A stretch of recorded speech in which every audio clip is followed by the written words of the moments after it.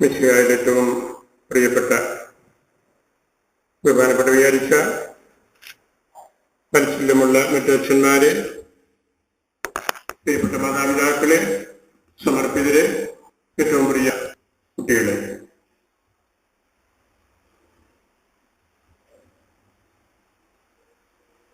നമ്മളുടെ ഈ ഇടവകയുടെ ഔദ്യോഗികമായിട്ടുള്ള വിശീത്തയെ സംബന്ധിച്ച കാര്യങ്ങളെല്ലാം വളരെ വിശദമായിട്ട് ഇപ്പോൾ കുർബാനയുടെ ആരംഭത്തിൽ ബഹുമാനപ്പെട്ട വികാരിയച്ഛൻ നമ്മളോട് സംസാരിച്ചു. എല്ലാ കാര്യങ്ങളെക്കുറിച്ചും അച്ഛൻ തന്നെ ഒരു വിലയിരുത്തൽ നടത്തി സംസാരിച്ചു. അതുകൊണ്ട് ഞാൻ അതിലേക്കൊന്നും പ്രവേശിക്കേണ്ടതില്ല. ചുരുങ്ങിയ വാക്കുകളിൽ എൻ്റെ സുവിശേഷ സന്ദേശം ഉപസംഹരിക്കുന്നതാണ്.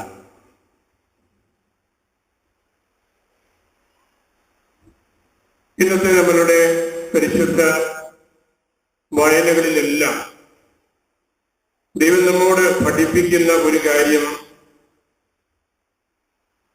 ഐക്യത്തെക്കുറിച്ചാണ്, സ്നേഹത്തെക്കുറിച്ചാണ്.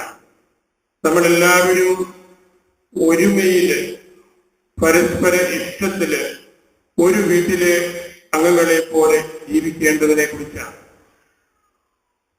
ലേഖന വായനയും അതായിരുന്നു. സുവിശേഷം സർവപ്രധാനമായിട്ട് അത്തരത്തിലുള്ള ഒരു ഊന്നലിലേക്കാണ് നമ്മളെ കൊണ്ടുവരുന്നത്. ഞാനതിൻ്റെ ആദ്യത്തെ ഒരു വചനത്തെക്കുറിച്ച് മാത്രമുള്ള ഒരു ചിന്തയാണ് നൽകുന്നത്.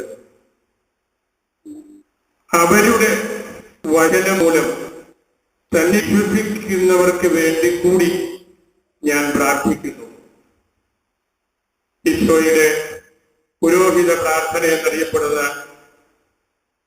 ഈശോ അർപ്പിച്ച നമസ്കാരമാണ് ഈ 17-ാം അധ്യായം യോഹന്നാന്റെ സുവിശേഷത്തില്. അത് ശിഷ്യന്മാർക്ക് വേണ്ടി ആണ് പ്രധാനമായിട്ടും പ്രാർത്ഥിച്ചത്. ശിഷ്യന്മാർ തമ്മിൽ ഐക്യത്തിലും സ്നേഹത്തിലും വളർന്നു വരാൻ വേണ്ടി പ്രാർത്ഥിച്ചു.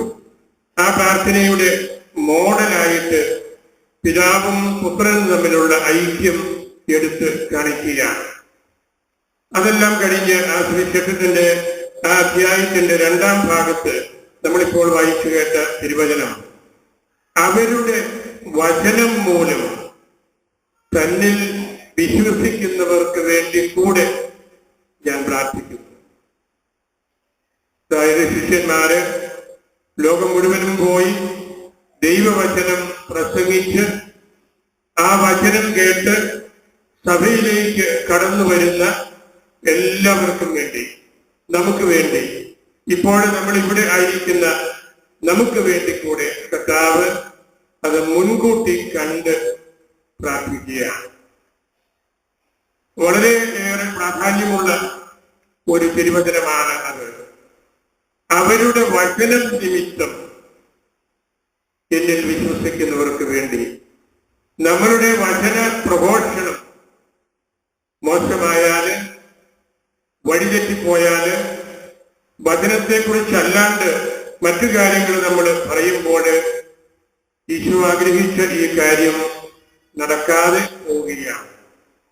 അവരുടെ വചനം നിമിത്തം സ്ലീഹന്മാരും അവരോട് ബന്ധപ്പെട്ട് നിൽക്കുന്ന പ്രേക്ഷിതരും, പ്രത്യേകിച്ച് പുരോഹിതരായ ഞങ്ങളുടെ വചനം നിമിത്തം, പരിശുദ്ധ മാർപ്പാപ്പ ഇപ്പോൾ പറയുന്നത് പോലെ, ദൈവവചനത്തിന്റെ വ്യാഖ്യാനം കേട്ട് സഭയിലേക്ക് തിരിച്ചു വരാനായിട്ട് സഭാംഗങ്ങളാകാൻ സാധിച്ചാല് അതാണ് ഏറ്റവും വലിയ കാര്യം. പ്രസിദ്ധ പ്രഭാഷകനായ ഹുൾട്ടൻഷീൻ പറയുന്ന ഒരു കാര്യമുണ്ടല്ലോ, വേദപുസ്തകത്തെ 2 വാക്കുകളിൽ സംഗ്രഹിക്കാൻ. ഒന്ന്, ഈശോ പറഞ്ഞ യു കം, ശിഷ്യന്മാരെ വിളിച്ചത്, വരിക. അവസാനം ശിഷ്യന്മാരോട് പറഞ്ഞു യു ഗോ, പോകുക. ഈ 2 വാക്കുകളിൽ സുവിശേഷം മുഴുവൻ സംഗ്രഹിക്കാം എന്ന് വലിയ വചനപ്രഘോഷകനായ ഷീൻ പറഞ്ഞതിന്റെ അർത്ഥവും ഇത് തന്നെയാണ്. You go and preach. ലോകം മുഴുവനും പോയി ദൈവവചനം പ്രസംഗിച്ച് ദൈവത്തിന്റെ രക്ഷാകരമായ ആ രഹസ്യങ്ങളിലേക്ക് ദൈവ ജനത്തെ നയിക്കുന്നതിനുള്ള വലിയ ഒരു ഉത്തരവാദിത്വമാണ് കർത്താവ് ഈ തിരുവചന ഭാഗത്തിലൂടെ നമുക്ക് നൽകുന്നത്. നമ്മുടെ പരിശുദ്ധ പിതാവ് ഫ്രാൻസിസ് പിതാവ് തുടർച്ചയായിട്ട് നമ്മളോട് പറയുന്ന കാര്യമുണ്ടല്ലോ, നമുക്ക് വേണ്ടത് സന്തോഷമാണ്, നമുക്ക് വേണ്ടത് സുവിശേഷത്തിന്റെ സന്തോഷമാണ്. സുവിശേഷത്തിന്റെ സന്തോഷം ശാരീരികമായ ബാഹ്യമായ ആർഭാടങ്ങളിൽ ഊന്നിയ സന്തോഷമല്ല. സുവിശേഷത്തിന്റെ സന്തോഷം ദൈവ വചനം നമ്മുടെ ഹൃദയത്തിൽ നമ്മൾ കാത്തു സൂക്ഷിക്കുമ്പോൾ, ഹൃദയത്തിലേക്ക് നമ്മൾ തിരുവചനങ്ങൾ എടുക്കുമ്പോൾ, നമ്മളുടെ ആത്മാവിൽ നിന്ന്, നമ്മളുടെ ഹൃദയത്തിൽ നിന്ന്, നമ്മളുടെ മനസ്സിൽ നിന്ന് ഒക്കെ ഉരുത്തിരിയുന്ന ആ ഒരു ശാശ്വതമായ സംതൃപ്തിയാണ്. എവിടെയെല്ലാം വെച്ച് നമ്മൾ ദൈവവചനം കേൾക്കുന്നുവോ അപ്പോഴെല്ലാം നമ്മുടെ മനസ്സിൽ ഉണ്ടാകേണ്ട ആ ഒരു സംതൃപ്തിയാണ് സുവിശേഷത്തിന്റെ സന്തോഷമായിട്ട് ഈശോ പറയുന്നത്, പരിശുദ്ധ പിതാവ് നമുക്ക് എടുത്ത് വിശദീകരിച്ച് നൽകുന്നത്. കർത്താവിന്റെ പ്രാർത്ഥന അവരെല്ലാവരും ഒന്നായിരിക്കുന്നതിന് വേണ്ടി സുവിശേഷത്തിലെ ഏറ്റവും ഇമ്പകരമായ ഒരു പ്രയോഗശൈലിയാണത്.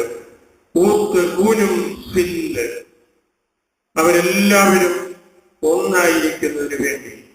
ജോൺ പോൾ മാർപ്പാപ്പായുടെയൊക്കെ പ്രബോധന രേഖയുടെ പേര് തന്നെ ഒന്നതാണ്, ഊനും സില്ല്, എല്ലാവരും ഒന്നാകാൻ വേണ്ടി. ഈശോയുടെ വലിയ ആഗ്രഹം അതാണ്. നമ്മുടെ ദൈവവചനം കേട്ട് മാമോദീസ സ്വീകരിച്ച് പരിശുദ്ധ സഭയുടെ അംഗങ്ങളായിട്ട് നമ്മൾ അതിലേക്ക് ഇറങ്ങി വരുമ്പോഴാണ് നമ്മൾ ഒന്നാകുന്നത്. നമ്മളെല്ലാവരും ഒന്നായിരിക്കാൻ വേണ്ടി ഒന്നൂനും സില്ല്, അതിനുവേണ്ടിയാണ് കർത്താവ് തീവ്രമായിട്ട് പ്രാർത്ഥിച്ചത്, ആഗ്രഹിച്ചത്. ഇപ്പോഴും ഈശോയുടെ ആഗ്രഹം അതാണ്. ആ ആഗ്രഹം നിറവേറ്റാനായിട്ട് പൂർണ്ണമായിട്ട് നമുക്ക് സാധിക്കുന്നില്ല എന്ന് നമുക്ക് അറിയാം. വ്യത്യസ്തങ്ങളായ വിഭജിക്കപ്പെട്ട സഭകളായിട്ട് നമ്മൾ നിൽക്കുമ്പോൾ ഈശോ വേദനയോടുകൂടിയാണ് അവരെല്ലാവരും ഒന്നാകാൻ വേണ്ടി എന്നുള്ള ആ ഒരു പ്രാർത്ഥനാ ശൈലി, ഹൃദയത്തിന്റെ ആഗ്രഹം. ബെനഡിക്ട് പരിശുദ്ധ പിതാവ് പലതവണ ആവർത്തിച്ച് പറഞ്ഞ ഒരു കാര്യം ഇതാണ്. സഭയെ സംബന്ധിച്ച് വിശ്വാസ ഘടകങ്ങളില് ആർട്ടിക്കിൾ പാപ്പ എപ്പോഴും പറയുന്നതായിരുന്നു, ആർട്ടിക്കുളൂസ് സ്റ്റാൻഡിസ് എറ്റ് കഡേൻഡിസ് എക്ലേസിയെ. ഒന്നുകിൽ സഭയെ നമ്മൾ നിലനിർത്തുന്നു, സ്റ്റാൻഡിസ് നിൽക്കാൻ പഠിപ്പിക്കുന്നു, അല്ലെങ്കിൽ കഡേൻഡിസ് വീഴുകയാണ്. അത് ഈ ആർട്ടിക്കുളൂസാണ്, നമ്മളുടെ വിശ്വാസമാണ്, പരിശുദ്ധ സഭയിലുള്ള നമ്മളുടെ വിശ്വാസമാണ് സഭയെ നിൽക്കുന്നതിനോ വീഴുന്നതിനോ പ്രേരിപ്പിക്കുന്ന ഘടകങ്ങൾ.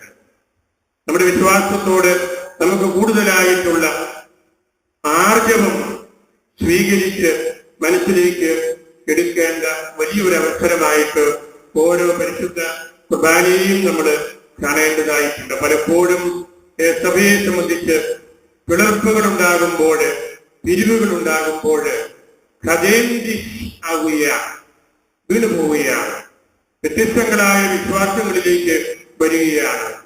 അവരെല്ലാവരും ഒന്നായിരിക്കണമെന്നുള്ള ആ പ്രാർത്ഥന നമുക്ക് ഹൃദയത്തിൽ സ്വീകരിക്കാൻ പറ്റാതെ പോവുകയാണ്. ഈശോയുടെ ആ പ്രാർത്ഥന ഒരു ഇടവക സമൂഹം എന്ന നിലയിൽ നമുക്ക് വളരെ പ്രധാനപ്പെട്ടതാണ്. അച്ഛനിവിടെ സൂചിപ്പിച്ചതുപോലെ നമ്മുടെ ഈ ഇടവക വളരെ പ്രധാനപ്പെട്ട ഒരു കേന്ദ്രമാണ്, നല്ലൊരു കാർഷിക മേഖലയാണ്.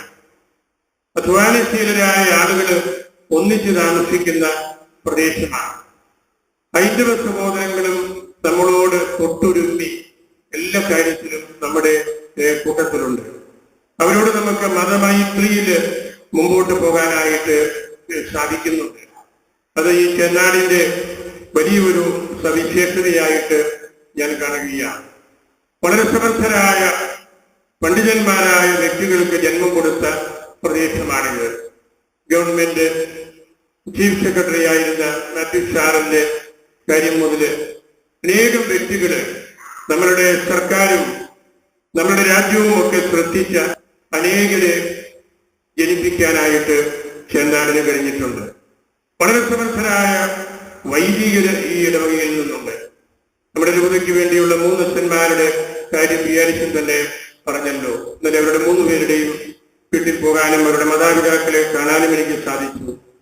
അവരെ ഏത് കാര്യം ഏൽപ്പിക്കുന്നുവോ അത് വളരെ കാര്യക്ഷമതയോടുകൂടി ചെയ്യാനായിട്ട് അവർക്ക് സാധിക്കുന്നു എന്നുള്ളത് ഈ പ്രദേശത്തിന്റെയും ഇവിടെയുള്ള കുടുംബ ബന്ധങ്ങളുടെയും ഒക്കെ പ്രത്യേകതയാണ്. അതുപോലെ തന്നെ ഇന്ന് പരിശുദ്ധ കുർബാനയിൽ നമ്മോട് കൂടിയായിരിക്കുന്ന ബഹുമാനപ്പെട്ട മുണ്ടിയധ്യക്ഷന് അച്ഛന്റെ ആ വലിയ കോൺഗ്രിഗേഷന്റെ തലപ്പത്ത് വരെ എത്തി അവർക്ക് നല്ല നേതൃത്വം കൊടുത്ത് ശുറബലമായ സഭയുടെ തനിമ അവരിലേക്ക് പകർന്നു കൊടുക്കുവാനായിട്ട് കാര്യപ്രാപ്തി പ്രകടിപ്പിച്ച ഒരു വ്യക്തിയാണ് അദ്ദേഹം. ഇതൊക്കെ നമുക്ക് ഈ ഇടവകയെ സംബന്ധിച്ച വലിയ ദൈവാനുഗ്രഹത്തിന്റെ അടയാളമായിട്ട് ഞാൻ കാണുകയാണ്. നമ്മുടെ കപ്പലിപ്പുറമ്പലച്ചനും പുത്തൂരച്ചനും വടക്കേലിച്ചനും എല്ലാം നമ്മളുടെ രൂപതയ്ക്ക് നിർണായകമായ ശുശ്രൂഷ ചെയ്തുകൊണ്ടിരിക്കുന്ന അച്ഛന്മാരുമാണ്. അതുപോലെ മറ്റു വൈദികരും സമർപ്പിതരും ഒക്കെ ഈ ഇടവകയിൽ നിന്നുണ്ട്. ഇന്നത്തെ തിരുവചനത്തിന് കർത്താവ് നമ്മോട് ആവശ്യപ്പെടുന്നത് ഇവരെല്ലാം ചേർന്നുള്ള ഒരു നല്ല കുടുംബം, വഴക്കുകളില്ലാത്ത, വ്യത്യാസങ്ങളിലൂടെ അകന്നു പോകാത്ത, പിതാവും പുത്രനും തമ്മിലുള്ള ബന്ധം എങ്ങനെയാണോ അതുപോലുള്ള ഒരു ബന്ധം സ്ഥാപിക്കാനായിട്ട് നമുക്ക് സാധിക്കണം. നമുക്ക് കുറെയെല്ലാം അത് സാധിക്കുന്നുണ്ട്. മറ്റ് മതസ്ഥരുമായിട്ട് ഞാൻ പറഞ്ഞല്ലോ നമുക്ക് സാധിക്കുന്നുണ്ട്. അതിനൊക്കെ കലാകാലങ്ങളിൽ ഈ ഇടവകയ്ക്ക് നേതൃത്വം കൊടുക്കുന്ന വികാരിമാര് അക്കാര്യത്തിൽ ശ്രദ്ധിച്ചിട്ടുമുണ്ട്. ഒരേ പിതാവിന്റെ മക്കളെ പോലെ ജീവിക്കാൻ പഠിക്കണം. അവിടെയാണ് നമ്മളുടെ ക്രൈസ്തവ സഹോദര്യത്തിന്റെ പ്രാധാന്യം. നമ്മുടെ സാധാരണ ഭാഷയിൽ പറയുമല്ലോ, ഞങ്ങള് ഉടപ്പിറവികളാണ്, ഒറ്റയപ്പന്റെ മക്കളാണ്, ഞങ്ങള് ഏകോദര സഹോദരങ്ങളാണ്, ഒറ്റ ഉദരത്തിൽ നിന്ന് വന്ന മക്കളാണ്. ഐക്യത്തിന്റെ വലിയൊരു അടയാളമാണ്. ജ്യേഷ്ഠാനിയാന്മാര് തമ്മിലുള്ള ഐക്യത്തിന്റെ അടയാളം എന്താണ്? ഒറ്റ അപ്പന്റെയും ഒറ്റ അമ്മയുടെയും മക്കളാണ്, ഉടപ്പിറവികളാണ്, ഏകോദര സഹോദരങ്ങളാണ്. യാക്കോബ് 12 മക്കളില് 2 പേര് മാത്രം, യോസഫും ബെഞ്ചമിനും, യാക്കോബിന് ഏറ്റവും ഇഷ്ടമുണ്ടായിരുന്ന റാഹേലിന്റെ മക്കളാണ്. യോസഫ് വിദേശത്ത് വെച്ച് ഇളയവനായ ബെഞ്ചമിനെ കണ്ടപ്പോൾ ആദ്യം പറഞ്ഞത് എന്റെ അമ്മയുടെ മകൻ. മറ്റുള്ളവരെല്ലാം വേറൊരു സ്ത്രീയിൽ നിന്നുള്ള മക്കളാണ്. എന്റെ അമ്മയുടെ മകൻ എന്ന് അദ്ദേഹം പറഞ്ഞ് പൊട്ടിക്കരയുകയായിരുന്നു. അതാണ് ഐക്യം. ധൂർത്തപുത്രന്റെ ഭൂമിയിൽ നമ്മൾ വായിക്കുന്നത് അതാണല്ലോ. ഒരു പിതാവിന് 2 മക്കളുണ്ടായിരുന്നു. ആ ഒരു പിതാവിൽ നിന്ന് വരുന്ന 2 മക്കളുടെ കാര്യമാണ്. ഒരേ അമ്മയിൽ നിന്ന് വരുന്ന 2 മക്കളുടെ കാര്യമാണ്. അങ്ങനെയുള്ള വലിയ ഒരു ആത്മീയ ബന്ധത്തിലേക്ക് പ്രവേശിക്കണമെന്നാണ് ഇന്നത്തെ തിരുവചനത്തിലൂടെ കർത്താവ് നമ്മെ പഠിപ്പിക്കുന്നത്. ഞാനും പിതാവും ഒന്നായിരിക്കുന്നത് പോലെ, നമ്മൾ ഒന്നായിരിക്കുന്നത് പോലെ ഇവരും സ്നേഹത്തിൽ, വിശ്വാസത്തിൽ, ഐക്യത്തിൽ ഒന്നായിരിക്കണം എന്ന് കർത്താവ് പ്രാർത്ഥിക്കുന്നതിന്റെ അർത്ഥം അതാണ്. നമ്മൾ ഒരു ഇടവക എന്ന് പറയുന്നതിന്റെ അർത്ഥം അതാണ്. ഒരു രൂപത എന്ന് പറയുന്നതിന്റെ അർത്ഥമാണ്. അത്തരത്തിലെല്ലാം വലിയൊരു സഹോദര്യം, ഒരേ പിതൃത്വത്തിൽ നിന്ന്, ഒരേ മാതൃത്വത്തിൽ നിന്ന് വരുന്ന ആ ഒരു അടിസ്ഥാനപരമായ തത്വം മനസ്സിലാക്കാനായിട്ട് നമുക്ക് സാധിക്കുന്നുണ്ട്. നമുക്ക് സാധിക്കാണ്ട് പോകുന്നുണ്ടെങ്കിലും മറ്റുള്ളവർ നമ്മളെ കരുതുന്നത് അങ്ങനെയാണ്. എത്രയോ സ്ഥലത്ത് ക്രൈസ്തവരെ കൊന്നുകളയുന്നു. മിഡിൽ ഈസ്റ്റിലൊക്കെ ഈ നാടുകളിലെല്ലാം സംഭവിച്ചുകൊണ്ടിരിക്കുന്നതാണല്ലോ. ക്രൈസ്തവരെ കൊല്ലുകയാണ്. നമ്മള് പ്രോട്ടസ്റ്റന്റുകാരാണോ, യാക്കോബായക്കാരാണോ, കത്തോലിക്കരാണോ, പെന്തക്കോസ്റ്റൽസ് ആണോ എന്ന് നോക്കിയിട്ടല്ല അവർ കൊല ചെയ്യുന്നത്. അവർ കൊല്ലുന്നത് നമ്മൾ ക്രൈസ്തവരാകൊണ്ട് മാത്രമാണ്. കർത്താവ് പറഞ്ഞ ഈ കാര്യം ഈ കൊലയാളികൾക്കറിയാം. നമ്മള് ക്രൈസ്തവരാണ്, പക്ഷേ വിഭജിക്കപ്പെട്ട ക്രൈസ്തവരെ പോലെ നമ്മൾ നിൽക്കുമ്പോൾ നമുക്ക് ബന്ധങ്ങൾ കുറവുണ്ട്. നമ്മുടെ നാട്ടിലും ആ കുറവുകളുണ്ട്. വിഭജിതരായിട്ട് നിൽക്കുമ്പോൾ ശത്രുക്കളാണ് നമുക്ക്, നമ്മൾ ഒറ്റ വർഗമാണ്, ഒരേ കൂട്ടരാണെന്ന് തിരിച്ചറിയുന്നത്. നമുക്ക് നമ്മളുടെ പ്രതിസന്ധികളിലും നമ്മളുടെ വിശ്വാസത്തിന്റെ മേഖലകളിലുമെല്ലാം ഈ സത്യം മനസ്സിലാക്കുന്നതിന് ഈശോ പഠിപ്പിച്ച ഉത്തൂനും സിന്ത് എല്ലാവരും ഒന്നായിത്തീരുന്നതിന് വേണ്ട ആ യാഥാർത്ഥ്യത്തിലേക്ക് നമ്മൾ പ്രവേശിക്കണം. അതിന് വിശ്വാസമാണ് ഏറ്റവും പ്രധാനപ്പെട്ടത്. പരിശുദ്ധ ഫ്രാൻസിസ് പിതാവ് എടുത്തെടുത്ത് പറയുന്ന ഒരു കാര്യമുണ്ടല്ലോ, സെന്റ് അഗസ്റ്റിന്റെ ഒരു വാക്കാണ് ഫീഡസ് തോത്തോസ്. വിശ്വാസമാണ് എല്ലാം. ഫീഡസ് വിശ്വാസം, തോത്തോസ് സർവ്വതും. വിശ്വാസമാണ് സർവ്വതും. നമുക്ക് ആ ഭാഗ്യം കിട്ടിയവരാണ്. പരിശുദ്ധ സഭയുടെ, കത്തോലിക്കാ സഭയുടെ അംഗങ്ങളായിക്കൊണ്ട് ആ സത്യവിശ്വാസത്തില് അഭിമാനിക്കുവാനും ഒന്നായിരിക്കുവാനൊക്കെ വലിയ ഭാഗ്യം നമുക്ക് ലഭിക്കും. അതുകൊണ്ട് നമ്മൾ ഇന്നത്തെ പോലെയുള്ള സാഹചര്യങ്ങളിൽ നമ്മൾ പ്രത്യേകം ശ്രദ്ധിക്കേണ്ട ഒരു കാര്യം, വിശ്വാസവും അവിശ്വാസവും തമ്മിലുള്ള അകലം വളരെ ചെറുതാണ് എന്ന് നമ്മെ പഠിപ്പിക്കുന്ന, പ്രേരിപ്പിക്കുന്ന, തെറ്റിദ്ധരിപ്പിക്കുന്ന സാംസ്കാരിക സംഘടനകള്, മറ്റു മുന്നേറ്റങ്ങൾ എല്ലാം ഇന്നുണ്ട്. വിശ്വാസവും അവിശ്വാസവും തമ്മിലുള്ള അകലം നേരിയത് മാത്രമാണ് എന്നുള്ള വലിയ ഒരു തെറ്റായ മുന്നേറ്റം എല്ലാ സ്ഥലത്തുമുണ്ട്, നമ്മുടെ പ്രദേശത്തുമുണ്ട്. അതില് പെട്ടുപോകാതിരിക്കാൻ വേണ്ടി നമ്മൾ ജാഗ്രതയോടെ പെരുമാറണം. ദൈവം തന്ന, നമുക്ക് തന്ന ആ ക്രിസ്തീയ വിശ്വാസം, പരിശുദ്ധ കത്തോലിക്കാ സഭയുടെ വിശ്വാസം നഷ്ടപ്പെടുത്തി കളയാതെ കാത്തു സൂക്ഷിക്കാനായിട്ട് നമുക്ക് പ്രത്യേകമായിട്ടുള്ള ഉത്തരവാദിത്വമുണ്ട്. പ്രത്യേകിച്ച് നമ്മളുടേതുപോലെയുള്ള സുറമലബാർ സഭ വളരെ പുരാതനമായ ലൈംഗിക പാരമ്പര്യമുള്ള സഭയാണ്. ലോകത്തിലാദ്യമായിട്ട് സുവിശേഷം പ്രഘോഷിക്കപ്പെട്ട ഒരു സ്ഥലമാണ് ഭാരതം. ലോകമെങ്ങും സുവിശേഷം പ്രസംഗിക്കപ്പെട്ടത് അരമായ ഭാഷയിലാണ്, സുറിയാനി ഭാഷയിലാണ്. എന്നാൽ സുവിശേഷം എഴുതപ്പെട്ടത് ഗ്രീക്ക് ഭാഷയിലാണ്. കുറെ കൂടെ ശാസ്ത്രീയമായ, മാത്തമെറ്റിക്കലായിട്ടുള്ള പെർഫെക്ഷനുള്ള ഭാഷയാണ് ഗ്രീക്ക്. ഈശോയും പരിശുദ്ധ മറിയവും സ്ലീഹന്മാരും എല്ലാവരും സുവിശേഷം പ്രസംഗിച്ചത് അരമായ ഭാഷയിലാണ്, സുറിയാനി ഭാഷയിലാണ്. പ്രസംഗിച്ചതെല്ലാം, പറയപ്പെട്ടതെല്ലാം എഴുതി വെച്ചില്ല. എഴുതി വെച്ചത് കുറച്ച് കാര്യങ്ങൾ മാത്രമേ ഉള്ളൂ. അതുകൊണ്ട് പാരമ്പര്യത്തിലൂടെ, വാക്കുകളിലൂടെ, പറച്ചിലിലൂടെ, ആവർത്തനങ്ങളിലൂടെ ഒക്കെ നമുക്ക് കിട്ടിയ കാര്യവും വളരെ വലുതാണ്. നമ്മുടെ സുറമലബാർ സഭയ്ക്ക് അതുപോലുള്ള ഒരുപാട് പാരമ്പര്യമുണ്ട്. ചേന്നാടിനും അത്തരത്തിലുള്ള പാരമ്പര്യമുണ്ട്. ഞങ്ങളുടെ കുടുംബങ്ങൾക്കും അത്തരത്തിലുള്ള പാരമ്പര്യങ്ങളുണ്ട്. അതെല്ലാം നമ്മൾ എഴുതി വെച്ചിട്ടില്ല. പക്ഷേ പറഞ്ഞ് കൈമാറ്റം ചെയ്യുന്ന കാര്യങ്ങളും വളരെ വിലപ്പെട്ടതാണ്, പ്രധാനപ്പെട്ടതാണ്. എഴുതപ്പെടാത്ത തിരുവചനങ്ങൾ ഒരുപാട് ഉണ്ട്. 4 സുവിശേഷങ്ങൾക്ക് അപ്പുറത്തുള്ള വളരെയധികം കാര്യങ്ങളുണ്ട്. അതെല്ലാം നമ്മളുടെ ഇതുപോലെയുള്ള പുരാതന സഭകളിൽ സുറമലമാർ സഭയില്, എത്യോപ്യൻ സഭയില്, അന്ത്യോക്യൻ സഭയിലൊക്കെ വളരെയേറെ പാരമ്പര്യങ്ങൾ. നമ്മുടെ തോമാസ് ശ്ലീഹായെ കുറിച്ച് തന്നെ എന്തുമാത്രം പാരമ്പര്യങ്ങളാണുള്ളത്, ഞാൻ അതിലേക്കൊന്നും പ്രവേശിക്കുന്നില്ല. അപ്പോൾ നമ്മൾ ഒന്നാകേണ്ടത് ഇത്തരത്തിലുള്ള കാര്യങ്ങളിലെല്ലാമാണ്. ഈശോയുടെ തീവ്രമായ ആ പ്രാർത്ഥന നമ്മൾ വിഭജിക്കപ്പെട്ടു പോകാണ്ട് ദൈവവചനത്തില് എഴുതപ്പെട്ട ദൈവവചനം വ്യാഖ്യാനിക്കുമ്പോഴും പറഞ്ഞ് കൈമാറ്റം ചെയ്ത തിരുവചനം വ്യാഖ്യാനിക്കുമ്പോഴും ഒക്കെ അതിലാണ് നമ്മൾ ഒന്നായി തീർന്നുകൊണ്ടിരിക്കേണ്ടത്. അവരുടെ വാക്കുമൂലം, ഞങ്ങളുടെ പ്രസംഗങ്ങൾ മൂലം ഒരുമയിലേക്ക് എല്ലാവരും കടന്നു വരണം. സുവിശേഷത്തിന്റെ ഭാഗ്യം അതാണ്. കർത്താവ് നിരന്തരമായിട്ട് നമ്മെ പഠിപ്പിക്കുന്നതാണ്.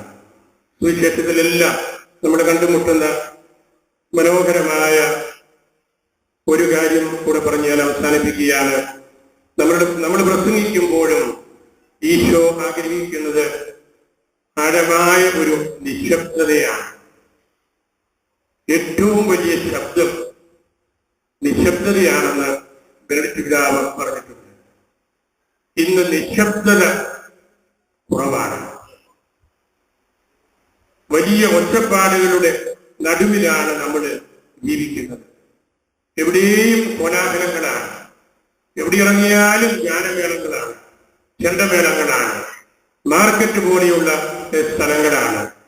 നിശബ്ദതയിൽ മാത്രമേ നമുക്ക് ദൈവവചനം ഹൃദയത്തിൽ പൂർണ്ണമായിട്ട് എടുക്കാൻ പറ്റുകയുള്ളൂ. പരിശുദ്ധ അമ്മയാണ് ഇതിന്റെ മാതൃക. അമ്മയുടെ നാമത്തിലുള്ള പള്ളിയാണിത്.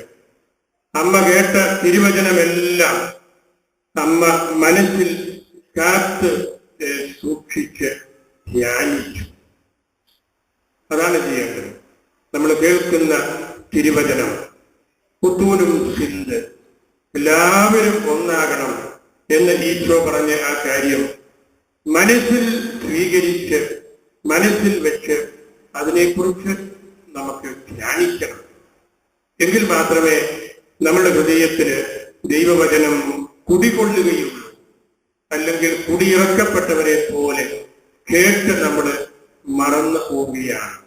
കുടിയിരുത്തല് നമ്മൾ നടത്തണം. ദൈവത്തിന്റെ വചനം നമ്മുടെ മനസ്സില്, നമ്മുടെ ഹൃദയങ്ങളില് നമ്മൾ സൂക്ഷിക്കണം. അഗസ്തീനോസിന്റെ പ്രസിദ്ധമായ ഒരു വാക്യമുണ്ടല്ലോ, ദൈവവചനം എന്നിൽ വേര് പിടിക്കുമ്പോൾ, എന്നിൽ വളരുമ്പോൾ എന്റെ വാക്കുകൾ അപ്രസക്തമാവുകയാണ്. അതാണ് സെന്റ് അഗസ്റ്റിൻ പറഞ്ഞത്. ദൈവവചനം എന്നിൽ വളരുമ്പോൾ എന്റെ വാക്കുകൾ അപ്രത്യക്ഷമാകും, ഇതിന് പ്രസക്തിയില്ല. കാഞ്ചി സതീശിയും പറഞ്ഞല്ലോ, എപ്പോഴും പ്രസംഗിക്കണം, അത്യാവശ്യമുള്ളപ്പോൾ മാത്രമേ വാക്കുകൾ ഉപയോഗിക്കാവൂ. എപ്പോഴും പ്രസംഗിക്കുക, അത്യാവശ്യമുള്ളപ്പോൾ മാത്രം വാക്കുകൾ ഉപയോഗിക്കുക.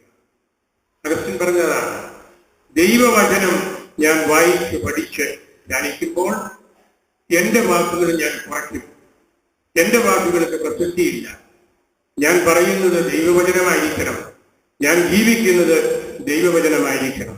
അങ്ങനെയുള്ള അടിസ്ഥാനപരമായ ആ കാര്യങ്ങളിലേക്ക് ഉള്ള ഒരു ക്ഷണമാണ് ഇന്നത്തെ വചനം നമുക്ക് നൽകുന്നത് എന്ന് നമുക്ക് തിരിച്ചറിയാം. പലപ്പോഴും നമ്മൾ ദുഃഖിക്കാറുണ്ട്. ദൈവത്തിന്റെ സൈലൻസ് ദൈവത്തിന്റെ ആബ്സൻസ് അല്ല. പലപ്പോഴും നമ്മൾ തെറ്റിദ്ധരിക്കും, ദൈവം ഒന്നും വിടുന്നില്ലല്ലോ, ദൈവം എന്നെ കൈവിട്ടോ. ബെനഡിക്ട് പിതാവും രാജിവെക്കുന്നതിന് തലേദിവസം അങ്ങനെയൊന്ന് പറഞ്ഞു പോയി, ദൈവം എന്നെ ഇടയ്ക്ക് കൈവിടുന്നുണ്ടോ എന്നെനിക്ക് സംശയം തോന്നിയിരുന്നത്. വലിയൊരു ഭയമാണത്. ശ്ലീഹന്മാർക്കുണ്ടായിരുന്ന ഭയം അതാണ്, വള്ളത്തിൽ കയറിയിരുന്നപ്പോൾ. പക്ഷേ ദൈവത്തിന്റെ സൈലൻസ് ദൈവത്തിന്റെ ആബ്സൻസ് അല്ല. ദൈവം നമ്മളെ ടെമ്പസ്റ്റിലേക്ക്, കൊടുങ്കാറ്റിലേക്ക് കൊണ്ടുപോകും. പക്ഷേ ടെമ്പസ്റ്റിൽ ദൈവം നമ്മെ സഹായിക്കും. കൊടുങ്കാറ്റിന്റെ നടുവിലാണ് ദൈവം നമ്മെ സഹായിക്കുന്നത്. ദൈവം നമുക്ക് ഒരുപാട് കുരിശുകൾ നൽകുന്നു. പക്ഷേ പക്ഷേ ആ കുരിശിലൂടെയാണ് ദൈവം നമുക്ക് രക്ഷ കാണിച്ചു തരുന്നത്. ദൈവത്തിന്റെ സൈലൻസ്, ദൈവത്തിന്റെ ആബ്സെൻസ് അല്ല. ദൈവം നമ്മോടുകൂടിയുണ്ട്. യഹൂദ പാരമ്പര്യത്തില് ഉള്ള വലിയ ഒരു വിശ്വാസ ഘടകമാണ് ദൈവത്തെ നമുക്ക് മുഖാഭിമുഖം കാണാൻ പ്രയാസമാണ്, പക്ഷേ തൊട്ട് അടുത്തിരിക്കുന്നവന്റെ മുഖത്തോട്ട് നോക്കിയാൽ ദൈവത്തെ കാണാം. അവരുടെ വിശ്വാസം അതാണ്. ദൈവത്തെ മുഖാഭിമുഖം കാണാൻ മോശയ്ക്കൊക്കെ പറ്റി, പക്ഷേ പ്രയാസമാണ്. എന്നാൽ ഒരു പ്രയാസവുമില്ല, തൊട്ട് അടുത്തിരിക്കുന്നവന്റെ മുഖത്ത് നോക്കിയാൽ ദൈവത്തിന്റെ മുഖം കാണാം. പരിശുദ്ധ പിതാവ് കരുണയുടെ മുഖത്തിലൂടെ, വിശ്വാസത്തിന്റെ വാതിലിലൂടെ എല്ലാം പിതാക്കന്മാര് നമ്മെ പഠിപ്പിച്ചുകൊണ്ടിരിക്കുന്ന വലിയ സത്യം അത് തന്നെയാണ്. നമുക്ക് ആ തരത്തില് കർത്താവിന്റെ തിരുവചനം ഹൃദയത്തില് എടുത്ത് സൂക്ഷിച്ച് ധ്യാനിച്ച് ദൈവത്തിന്റെ സാന്നിധ്യം തിരിച്ചറിയാൻ പഠിക്കണം. നമ്മളുടെ പ്രതിസന്ധികളാണ് ദൈവത്തോട് സംസാരിക്കാനുള്ള മെഗാഫോൺ എന്ന് പണ്ഡിതന്മാർ പറയാറുണ്ട്. എല്ലാവരും ഇന്ന് മൊബൈൽ ഫോൺ ഉപയോഗിക്കുന്നുണ്ടല്ലോ. മെഗാഫോൺ എന്ന് പറയുന്നത് നമ്മളുടെ സങ്കടങ്ങളാണ്, നമ്മളുടെ ദുരിതങ്ങളാണ്, നമ്മളുടെ ദുഃഖങ്ങളാണ്. അത് വെച്ചാണ് നമ്മൾ ദൈവത്തോട് സംസാരിക്കേണ്ടത്. നമ്മളെല്ലാവരും ഒന്നായിരിക്കാൻ വേണ്ടി ഏകോദര സഹോദരങ്ങളെ പോലെ, ഒറ്റ അമ്മ പ്രസവിച്ച മക്കളെ പോലെ നമുക്ക് സ്നേഹവും ഇഷ്ടവും വാത്സല്യവും അടുപ്പവും എല്ലാം ഉണ്ടായിരിക്കണം. ഇന്ന് നമ്മൾ ഈ വിശുദ്ധയ്ക്ക് ഈ ഒരു കുർബാനയ്ക്ക് ചുറ്റും എല്ലാവരും ആയിരിക്കുന്നതിന്റെ കാരണവും അതാണ്.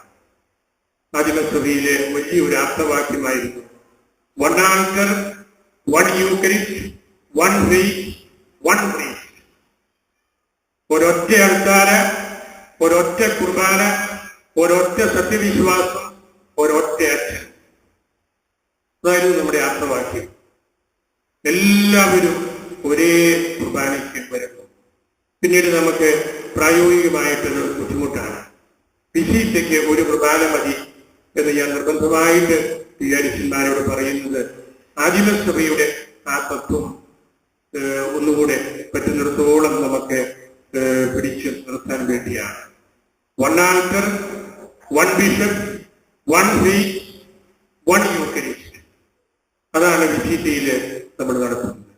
നിങ്ങളെല്ലാവരെയും ഈ പരിശുദ്ധ കുർബാനയിലും ബന്ധപ്പെട്ടവരെ ഇന്നലെയുള്ള തിരുക്രമങ്ങളിലും എല്ലാം എത്തിച്ചത് നമ്മുടെ പ്രിയപ്പെട്ട വിചാരിച്ചാണ്.